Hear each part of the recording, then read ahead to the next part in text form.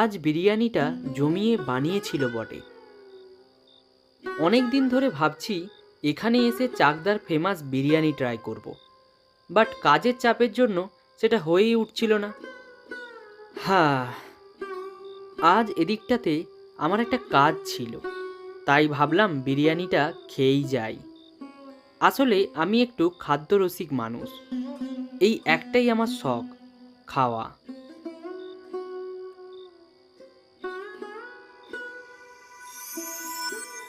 হাত ঘড়িটা দেখে নিলাম। ইস, অনেকটা দেরি হয়ে গেছে, তাড়াতাড়ি বাড়ি ফিরতে হবে। দোকান থেকে বেরিয়ে বিশেষ কোনো যানবাহন চোখে পড়ল না, আর যে কটা দাঁড়িয়ে আছে তার মধ্যে যে কে আমাকে স্টেশনে নিয়ে যাবে কে জানে। আর গেলেও তো একগুচ্ছে প্যাসেঞ্জার না নিয়ে ছাড়বে না। অগত্যার কি করা যায়, ঠিক করলাম হেঁটেই স্টেশনে যাব। বিরিয়ানি খেতে খেতে ট্রেনের টাইম টেবিলটা দেখে নিয়েছিলাম। ট্রেন আছে 10টার সময়, হাতে এখনও প্রায় আধ ঘন্টা আছে।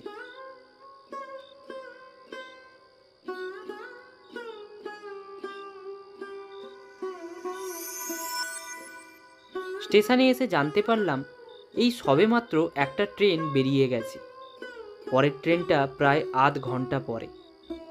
বাড়ি ফিরতে যে আজ অনেক রাত হবে তাতে কোনো সন্দেহ নেই। প্ল্যাটফর্মে হাতে গোনা 2-4টে লোক।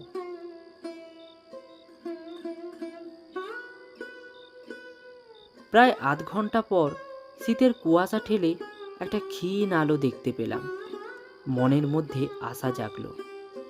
সিট থেকে উঠে হাঁটা দিলাম প্ল্যাটফর্মের একদম শেষ দিকটাতে। মাঝ প্ল্যাটফর্মে পৌঁছতে পৌঁছতেই দেখলাম ট্রেনটা অনেকটা কাছে চলে এসেছে।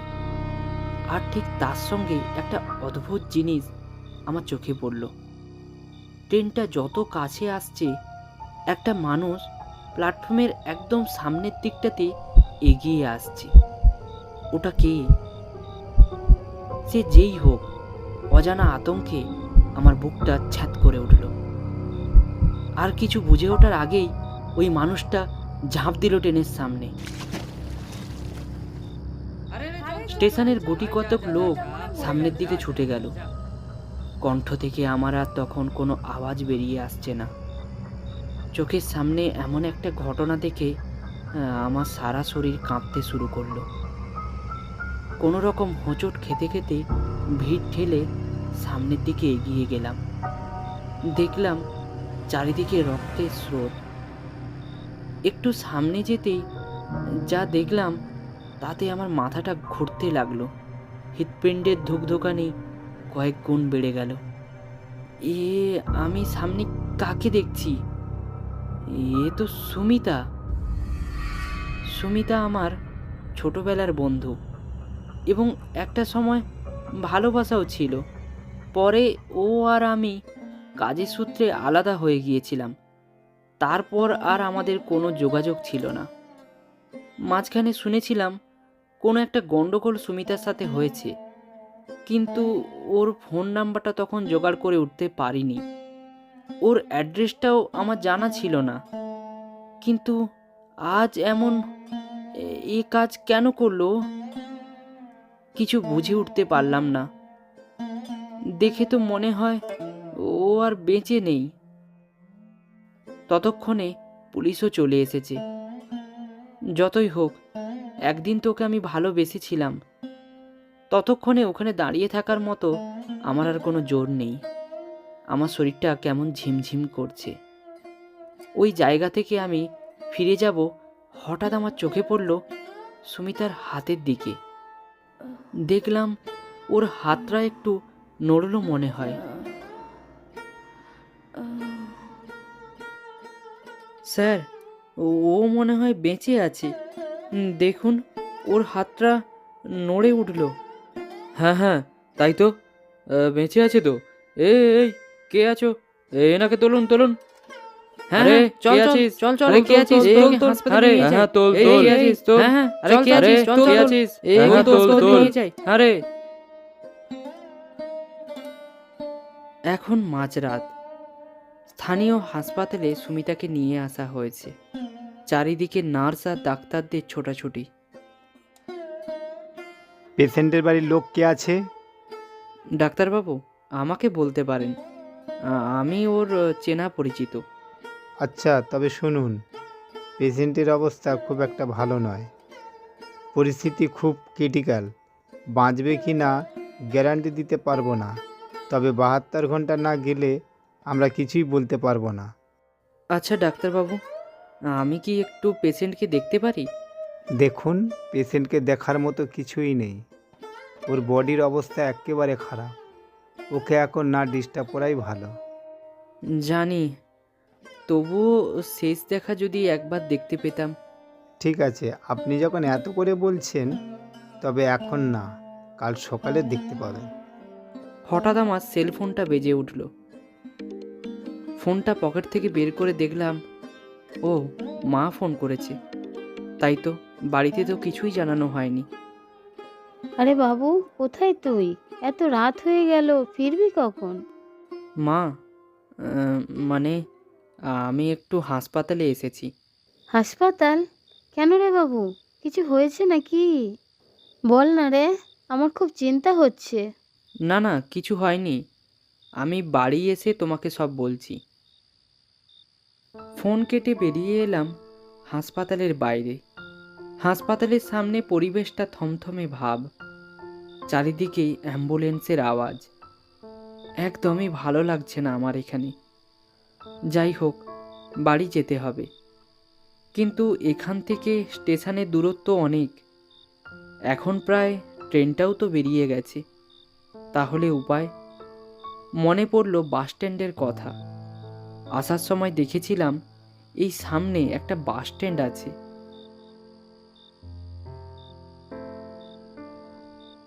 জনশূন্য রাস্তা দিয়ে হেঁটে সেই বাস স্ট্যান্ডে এসে পৌঁছালাম। কুয়াশায় চাদর মোড়া চারিদিক। বেঞ্চে গিয়ে একটু বসলাম।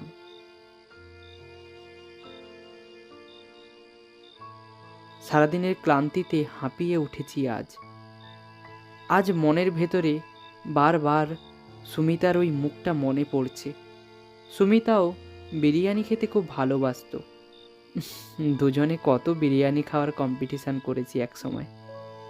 আর আজ সেই বিরিয়ানি খেতে এসে আমি এখনো বিশ্বাস করতে পারছি না যে সুমিতা আর বেঁচে নেই।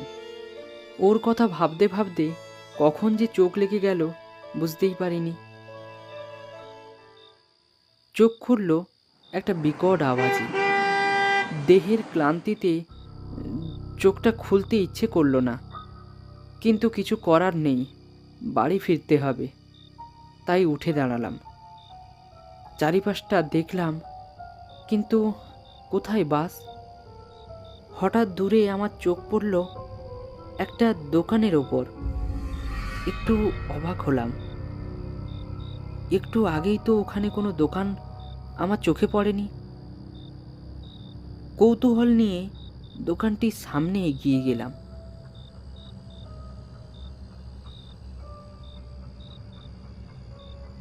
দোকানের সামনে দাঁড়াতেই বুঝতে পারলাম এটা একটা বিরিয়ানির দোকান। আমি ভুল দেখছি না তো? মনে হয় আমি ভুলই দেখছি। হঠাৎ আমার বিরিয়ানি খাওয়ার লোভটা জেগে উঠল। আর ঠিক সেই সময় আবারও সেই বিকট একটা আওয়াজ কানের মধ্যে এলো। চারিপাশটা ভালো করে দেখলাম, কোথাও তো কোনো যানবাহনের চিহ্ন নেই। তাহলে এই আওয়াজটা কিসের? তবে বড় রাস্তার দিকে চোখটা ঘুরতেই দেখলাম ল্যাম্পপোস্টের নিচে কেউ একজন দাঁড়িয়ে আছে। কি চায় ও? চোখটা পরিষ্কার হতে দেখলাম ওটা তো সুমিতা। কি হলো সৌমদি, বিরিয়ানিটা খাও। কত সুন্দর বিরিয়ানি থেকে জাফরান আর ব্যারিস্তার গন্ধ আসছে। পাশে কখন সুমিতা এসে দাঁড়িয়েছে আমি লক্ষ্য করিনি, কিন্তু এখনই তো ওই ল্যাম্পপোস্টের কাছে দাঁড়িয়েছিল ও। তাহলে এখানে এলো কেমন করে? দেখলাম রক্তাক্ত মুখ ওর, সারা শরীরে কাটা চিহ্নের দাগ, ফ্যাকাশে ওর চেহারা। এসব কি হচ্ছে? সৌমদি, তুমি কোনো স্বপ্ন দেখছো না, যা দেখছো সব সত্যি। সেই রাতে তোমাকে আমি ছেড়ে অন্য একটা ছেলের সাথে চলে গিয়েছিলাম। কিন্তু বিয়ের অনেক পরে আমি জানতে পারি সে আমাকে ভালোবাসে না। দিনের পর দিন সে আমাকে অসম্মান অযত্ন করে গেছে, কিন্তু আজ সে আমার গায়ে হাত তুলেছে, এমনকি আমাকে বাড়ি থেকে সে বের করে দেয়। সেই দুঃখেই কাজ করতে আমি বাধ্য হই। আমি আজ নিজেকে বিশ্বাস করতে পারছি না সৌম্যদীপ। দেখো, আমার সারা গায়ে রক্ত, কত কাটা দাগ। অবশ্য তোমাকে বলে আমার কী লাভ? তুমি তো আমার এমন অবস্থা দেখে আনন্দই পাচ্ছ, তাই আমাকে ওই হাসপাতালে ছেড়ে এসে এখানে বিরিয়ানি খাচ্ছ। কি বলছো সুমিতা? হতে পারে তোমাকে আমি কয়েকদিনের জন্য পেয়েছিলাম, ভালোবেসেছিলাম, কিন্তু তোমার সেই দিনের চলে যাওয়া আমায় খুব কাঁদিয়েছিল। দেখো, সেই জন্য আমি এখনো বিয়েও করিনি। তোমার এই অপেক্ষায় সারা জীবন কাটিয়ে দেব এই সিদ্ধান্তই নিয়েছিলাম। দেখলাম সুমিতা আস্তে আস্তে একগাল হাসি হেসে হাওয়ায় মিলিয়ে গেল। সেখানে শুধু রয়ে গেলাম আমি আর ওই বিরিয়ানির হাঁড়িটা। আমি দোকানে গেলাম গো গিন্নি, দুপুরে খেতে আসবো না, হোটেলে খেয়ে নেব। তুমি তো হোটেলে খেয়েই পার পাবে, আমরা যে না খেয়ে আছি সেটা কি তোমার মাথায় আছে? কেন গো গিন্নি, না খেয়ে থাকবে কেন? ঘরে বাজার সদাই না থাকলে না খেয়েই তো থাকতে হবে। তুমি বাড়িতে সবজি আনো না কতদিন হলো? আচ্ছা আচ্ছা, আজকের দিনটা ডিম বা সয়াবিন দিয়ে চালিয়ে নাও। কাল সকালে হাট থেকে তাজা তাজা সবজি কিনে নিয়ে আসবো। আচ্ছা শোনো, দোকান থেকে ফেরার সময় মনে করে কিছু ফল কিনে নিয়ে আসবে। আমাদের ছেলেটা অনেক দিন ধরে ফল খাওয়ার বায়না করছে। ঠিক আছে, আনবো গিন্নি। আজকাল দোকানের হিসেব ছাড়া আর কিছুই মনে থাকে না। আমার নাম সুভাষ সেন, পেশায় আমি একজন কাপড় বিক্রেতা। গ্রামের বাজারের মধ্যে আমার একটা ছোট্ট দোকান আছে।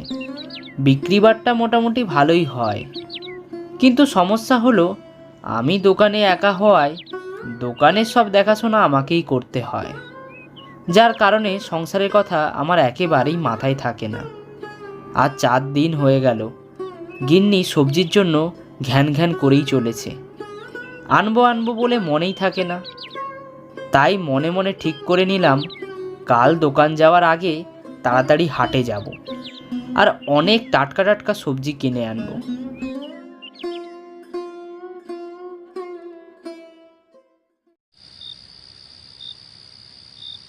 আজও আমার দোকান বন্ধ করতে করতে অনেক রাত হয়ে গেল। বাচ্চাটার জন্য কিছু ফল নিয়ে যাওয়ার কথা ছিল, আর এখন যদি না নিয়ে যাই তাহলে তো গিন্নি খুব রাগ করবে। কী যে করি, একেই শীতকাল, তার উপর সামনে আসছে বড়দিন। এখন আমার দোকানে কাস্টমার ভালোই আছে। শীতের কাপড় জামা আমার দোকানে অনেক বিক্রি হয়। এমন অবস্থায় দোকান ছেড়ে খানিকক্ষণের জন্য ওঠা আমার পক্ষে সম্ভব নয়। এই তো এখনো পর্যন্ত আমি কিছুই খাইনি। খুব খিদে পাওয়ায় হাঁটার শক্তিটুকুও পাচ্ছি না। কোনো রকম আস্তে আস্তে হেঁটে চলেছি। সন্ধে পেরিয়ে রাত নেমেছে। আমাদের বুরুল গ্রামের বাজার সন্ধে হতে হতেই বন্ধ হয়ে যায়। চিন্তা করতে করতে বাজারের ভিতরে ঢুকে পড়লাম। সব দোকান বন্ধ, কোথাও জনমানবের চিহ্নটুকু নেই। আমি চিন্তিত মনে আবার বাড়ির পথে হাঁটতে লাগলাম।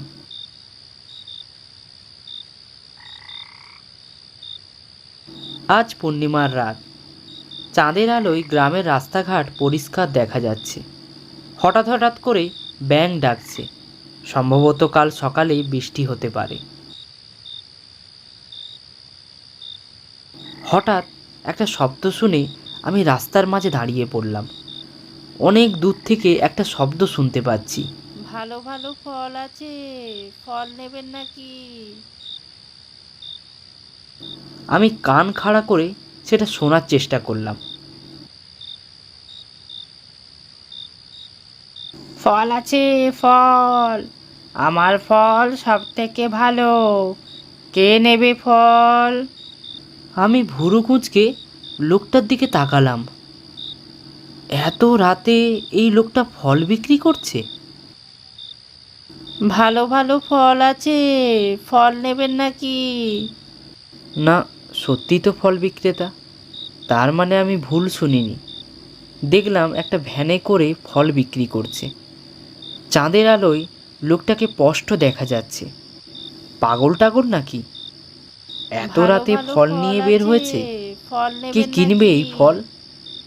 দেখলাম ফল বিক্রেতার কাছে ভালো অনেক ভালো ধরনের ফল আছে, রয়েছে। ফল নেবেন আমি একটু নাকি? অবাক হয়েই তার দিকে এগিয়ে গেলাম। ভালো ভালো ফল আছে, ফল নেবেন নাকি?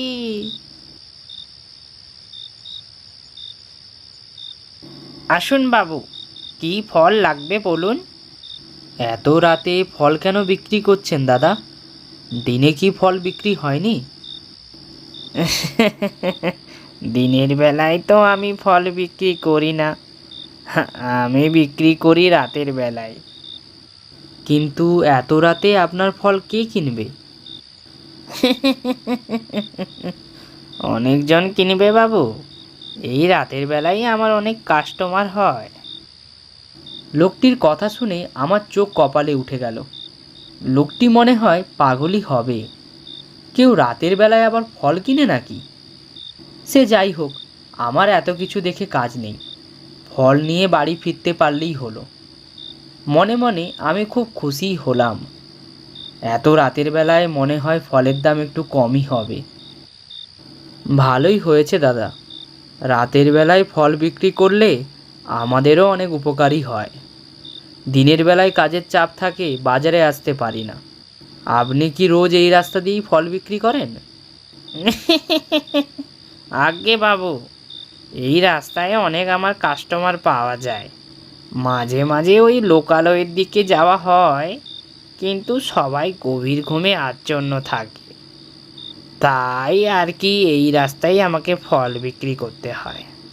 তাহলে এই রাস্তায় ফল আপনার কে কেনে? একটু অপেক্ষা করুন বাবু, নিজের চোখেই দেখতে পাবে। আমি ফলগুলো ভালো করে দেখতে লাগলাম। আর ঠিক তখনই একটি নারী কণ্ঠ বলে উঠল, ও দাদা, 1 কেজি আপেল দিন তো আমাকে। একটা 27 থেকে 32 বছরের মেয়েটিকে দেখে আমার চোখ কপালে উঠল। ফল বিক্রেতা একটি ফ্যাকাশে হাসি দিয়ে বলল, বাবু, আপনার কিছু লাগবে না? আমাকে একটা আনারস দেবেন, রাতে ভালো করে চাটনি বানাবো। আমি মেয়েটিকে অবাক হয়ে দেখছিলাম। এই গ্রামে তো আগে মেয়েটিকে দেখেছি বলে মনে হয় না। এই কথাটি মনে বেশিক্ষণ চেপে রাখতে পারলাম না। জিজ্ঞাসা করেই বসলাম, এত রাতে আপনি ফল কিনতে এসেছেন? হ্যাঁ, হরেন্দার ফল বড়ই সুস্বাদু ও টাটকা। অন্য কোথাও এত টাটকা ফল পাওয়া যায় না। নিজের বাগানের ফল গো দিদি, টাটকা তো হবে। দিন দাদা, আমাকেও কিছু ফল দিন, 1 কেজি করে। হ্যাঁ, দেবো তো অবশ্যই, তার জন্যই এখানে তো রোজ আসি। কিন্তু আপনি এই ফলের জন্য আমাকে কত দাম দেবেন? হ্যাঁ দাদা, আমার কাছে তো টাকা আছে। তা আপনাকে কে বলেছে আমি ফলের বদলে টাকা নেই? ফল বিক্রেতার কথা আমি কিছুতেই বুঝতে পারলাম না। তার মানে আপনি কি ফলের বদলে অন্য কিছু নিয়ে থাকেন? এই তো দাদা, ঠিকই বুঝেছেন। এই তাজা তাজা ফলের বদলে আমি তাজা তাজা রক্ত নিই। আপনার প্রাণ আমি নেব। ফল বিক্রেতার কথা শুনে আমার সারা শরীর কাঁপছে। এই লোকটা কি তাহলে সত্যিই পাগল? না দাদা, আমি পাগল না। যখন বেঁচে ছিলাম তখন আমি টাকা পয়সা নিতাম। নিজের বাগানে ফল চাষ করে আমি সংসার চালাতাম। কিন্তু এখন টাকা পয়সা লাগে না, এখন আমার লাগে তরতাজা রক্ত। ফল বিক্রেতা এই বলে খুব জোরে জোরে হাসতে থাকে। আর এদিকে আমার পায়ের মাটি তৎক্ষণাৎ যেন সরে যাচ্ছে। আমি তখন পাশের মেয়েটির দিকে তাকাই, তার মুখে কোনো ভয়ের ছাপ নেই। হরেন্দা, কিন্তু সেই রক্ত একা একা পান করলে ভালো হবে না, আমাকেও একটু দিতে হবে। এ আপনারা দুজন কি কি কথা বলছেন? ফল বিক্রেতার চেহারা আর আগের মতো নেই, আর মেয়েটিও সে তার নিজের রূপে ফিরে এসেছে। আমি শিউরে উঠি তাদের এই বীভৎস চেহারা দেখে। এরা কেউ মানুষ নয়। ফল বিক্রেতার মুখে অনেক কাটা দাগে ভর্তি, আর সেই মেয়েটি, সে তো আরও ভয়ঙ্কর। উস্কো খুস্কো চুল তার, বিকট হাসি হাসছে সে। ভয়ে আমার শরীর অবশ হয়ে আসছে। আমাকে যেতে দিন, আমাকে যেতে দিন। যেতে দেওয়ার জন্য তো আমি তোমার জন্য এতক্ষণ অপেক্ষা করিনি। এই যে ওকে দেখতে পাচ্ছ, ওকে আমি মেরে ফেলেছি। এখন ও আমার মতোই পেটাত্তা হয়ে গেছে। না না, আমাকে মারবেন না, আমাকে যেতে দিন, আমাকে মারবেন না, আমি বাড়ি যাব। এই বলে আমি প্রাণ ভয়ে দৌড়াতে থাকি, আর পেতাত্তাগুলো আমার দিকে দৌড়ে আসছে। তাদের মুখে কি সে বিকট আওয়াজ। আমি লোকালয়ের দিকে ছুটছি, জানি না পৌঁছাতে পারবো কি না, নাকি এই পেতাত্তাগুলোর হাতে আজ আমি মারা পড়ব। অনেকক্ষণ দৌড়ানোর পর আমি আমার বাড়ির কাছে চলে এসেছি, আর ভয়ে আমি জ্ঞান হারিয়ে মাটিতে পড়ে গেলাম। তারপর আমার আর কিছু মনে নেই।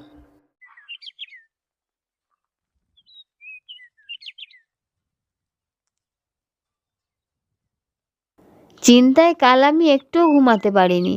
তোমার পথ চেয়ে আমি বাড়ির বাইরে ঘোরাঘুরি করছিলাম, আর তখনই ঠিক তোমার চিৎকার শুনতে পাই।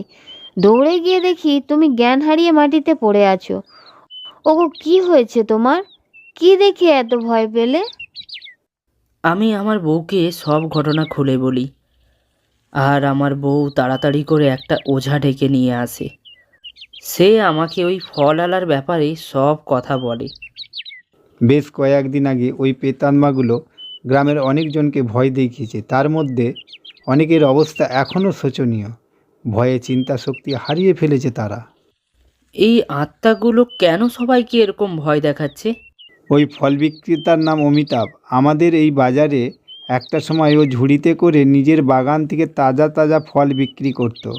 আর রাতের বেলায় মানুষের বাড়িতে বাড়িতে গিয়ে ফল বিক্রি করত।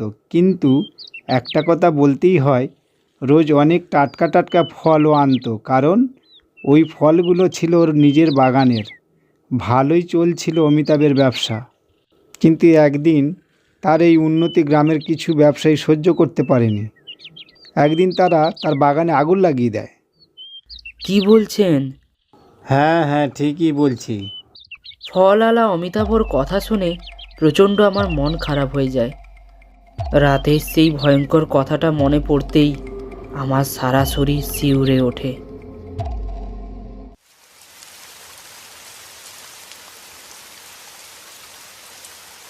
হে প্রভু, এখন আমি কি করব?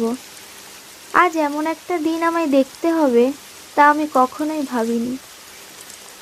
আমাকে বাড়ি যেতে হবে তাড়াতাড়ি। মা মনে হয় খুব চিন্তা করছেন। তিনি মনে হয় এখনো ওষুধও খাননি। মনে হয় পথ চেয়ে বসে আছেন আমার জন্য। আমার নাম ইমন। আমি একটা টেলিকলিং অফিসে কাজ করি। সরি, একটু ভুল হলো, কাজ করতাম। আজ আমাকে অফিস থেকে চলে যেতে বলেছে, কারণ কয়েক মাস আগে আমি অফিস থেকে দেওয়া কাজের টার্গেট সম্পূর্ণ করতে পারিনি।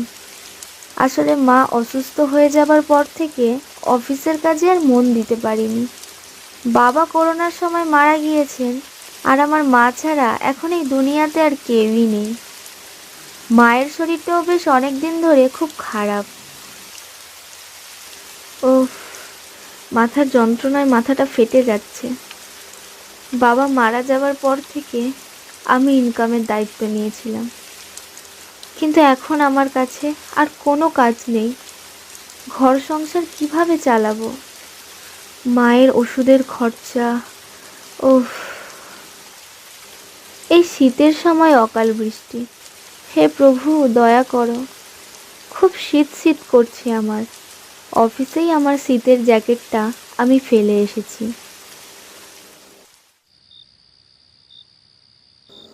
কিছুক্ষণের মধ্যেই বৃষ্টিটা থেমে গেল। আমি তাড়াতাড়ি করে পা চালালাম বাড়ির দিকে। কেন জানি না, আজ মনে যেন অন্যরকম একটা ভয় কাজ করছে।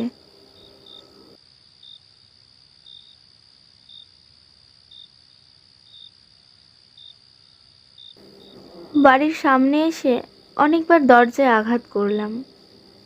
মা মা বলে অনেকবার ডাকলাম, কিন্তু কেউ সাড়া দিল না। মনের মধ্যে ভয়টা আরো বাড়তে লাগলো। তাই পাশ থেকে কাকাদেরকে ডেকে আনলাম। তারা দরজাটা ভেঙে দিল।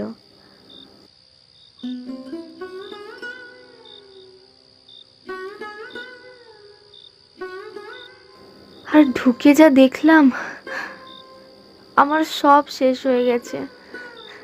কি নিয়ে বাঁচবো আমি? মা আর নেই। জানতে পারলাম 2 ঘন্টার জন্য ইলেকট্রিক গিয়েছিল। মনে হয় সেই সময় মা উঠেছিল কিছু করার জন্য।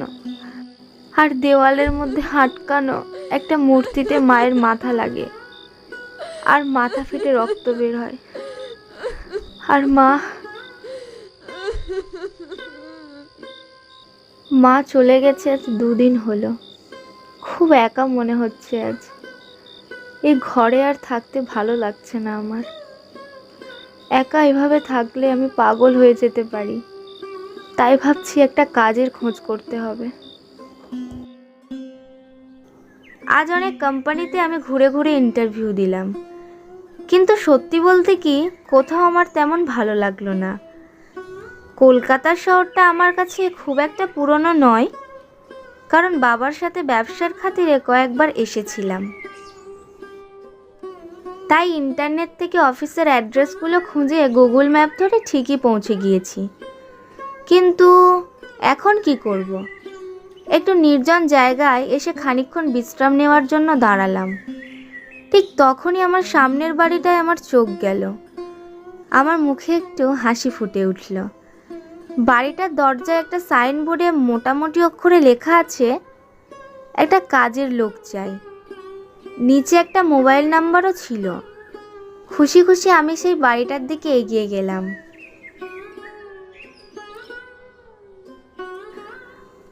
ঘরের কলিং বেলটা খুঁজে তাতে চাপ দিলাম। কলিং বেলটা একটু বিকট আওয়াজ করে বেজে উঠল। ঠিক 1 মিনিটের মধ্যেই একটা অল্প বয়সী মেয়ে বাইরে এসে দাঁড়ালো। কাকে চাই আপনার? আচ্ছা, এই বাড়ির জন্য কি কোনো কাজের লোক লাগবে? হ্যাঁ, তা লাগবে তো। আপনি করবেন? তাহলে আসুন আসুন, ভেতরে আসুন। মেয়েটা আমাকে একটা বড় ঘরের ভেতর নিয়ে গেল। দেখে বুঝলাম এটা একটা ড্রয়িং রুম। কিন্তু একটা জিনিস আমার খুব অদ্ভুত লাগলো। বাড়িটার সব দরজা জানলা ভেতর থেকে বন্ধ। দিনের বেলাও কেমন যেন ঘরটা ভুতুরে ভুতুরে ঠেকছে। মেয়েটা আমাকে একটা সোফাতে বসতে বলে ভেতরে চলে গেল। ঠিক 2-3 মিনিট পর একটা 40 থেকে 50 বছরের মহিলা বেরিয়ে এলো। আমার সামনের সোফাটিতে এসে বসলো। তোমার নাম কি? আমার নাম ইমন। আর তোমার বাড়ি? আগে কৃষ্ণনগরে। আচ্ছা শোনো, তোমাকে আমি প্রত্যেক মাসে 8,000 টাকা করে দেব। তোমার কাজ এই বাড়ি পরিষ্কার রাখা আর রান্না করা। তুমি পারবে তো? ম্যাডাম, আমি গ্রামের মেয়ে, আমি সব পারি। ঠিক আছে, কাল থেকে সকাল 10টার সময় চলে এসো। আর তোমার ছুটি হবে সন্ধে 6টায়। আর একটা কথা, এই বাড়ির কোনো দরজার জানলা কখনো খোলার চেষ্টা করবে না। কথাটা মনে থাকে যেন। সমস্ত কথা বলে আমি বাড়ির বাইরে বেরিয়ে এলাম। কিন্তু মনের মধ্যে কোথাও না কোথাও অনেক প্রশ্ন রয়ে গেল। কিন্তু যাক, সেগুলো নিয়ে আর তত ভাবলাম না।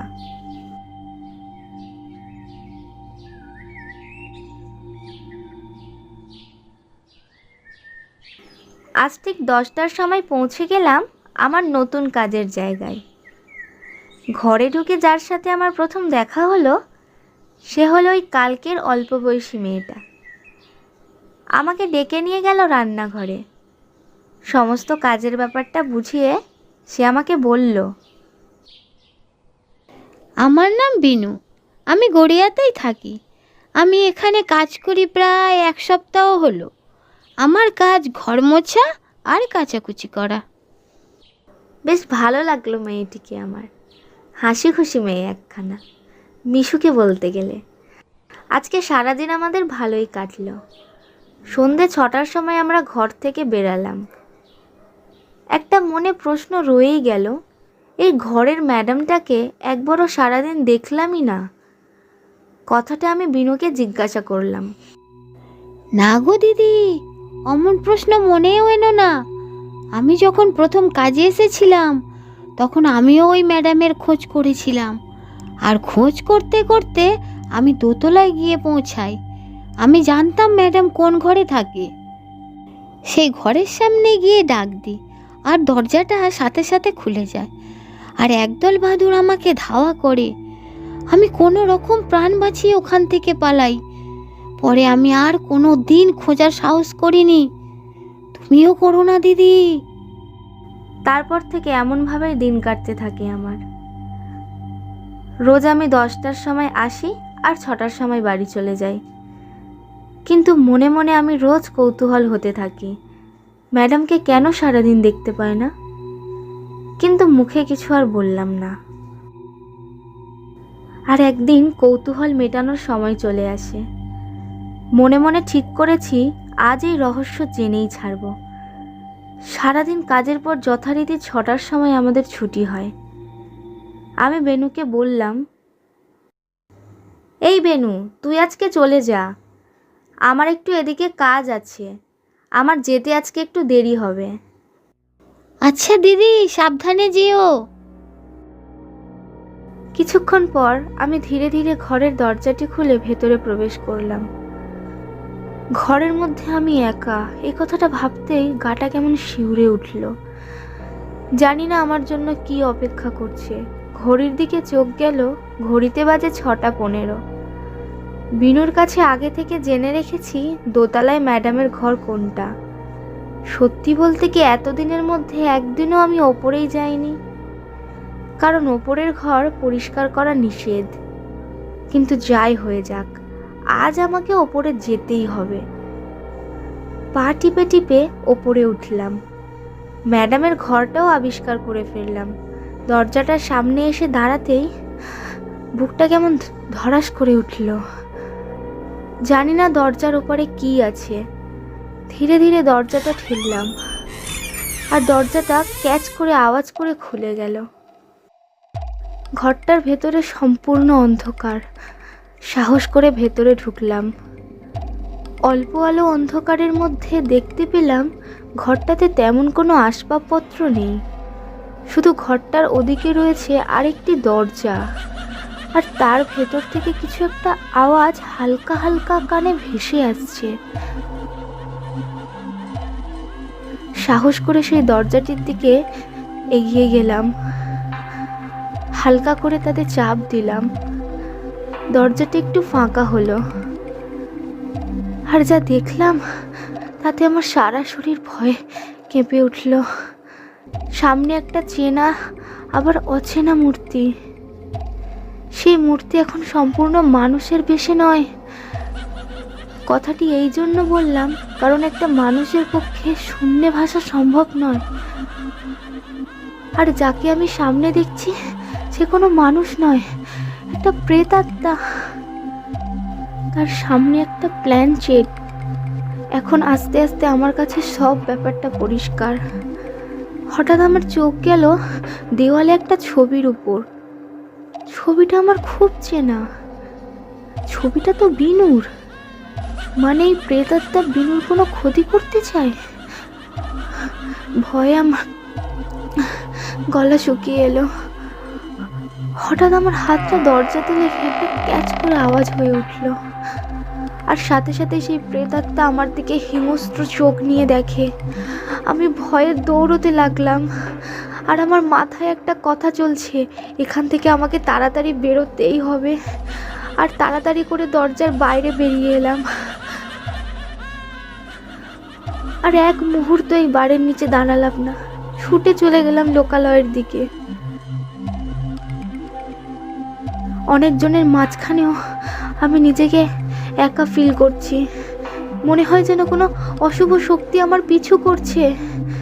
রাত ঠিক 10টার সময় আমি কৃষ্ণনগরে এসে পৌঁছাই। স্টেশন থেকে বাড়ি যেতে আমার 10 মিনিট সময় লাগে। শীতের রাত, চারিদিকে অনেক কুয়াশা, ভালো করে ঠিক কিছু দেখা যাচ্ছে না। শীতের জন্য আমাদের এদিকে তাড়াতাড়ি সবাই ঘুমিয়ে পড়ে। খুব ভয় করছে আমার। মনে মনে ঠিক করেছি, বেঁচে থাকলে ওই বাড়িতে আর কখনো পা দেব না।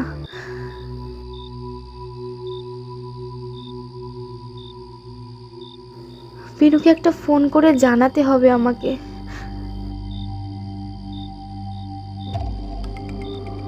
ফোনটা বের করতে যাব, আর ঠিক তখনই আমার সামনে সেই ভয়ানক প্রেতাত্মা উপস্থিত হয়। আমার ভয়ে গলা শুকিয়ে আসে, জানি না তখন আমি কি করব। মনের মধ্যে শুধু একটাই কথা চলছে, আজ মনে হয় আমার শেষ দিন। আমি দেখলাম সেই প্রেতাত্মা আমার দিকে ধেয়ে আসছে।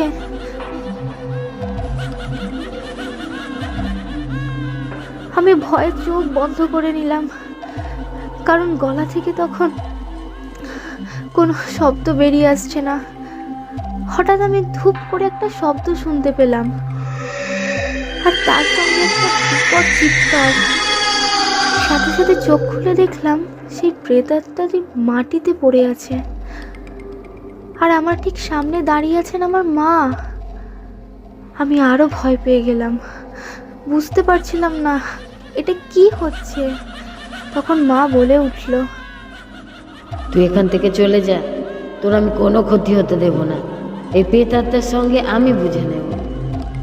দেখলাম সেই প্রেতাত্মা উঠে দাঁড়িয়েছে এক হিংসাক্ত মুখ করে, আর মুখে এক অভিলাষার হাসি। মনে হয় সে আমার প্রাণ নিতে চায়। ए बेटी को हाथ लगाने से पहले माँ से लड़। তারপর শুরু হয় এক তুমুল লড়াই। আমি দৌড়তে থাকি বাড়ির উদ্দেশ্যে।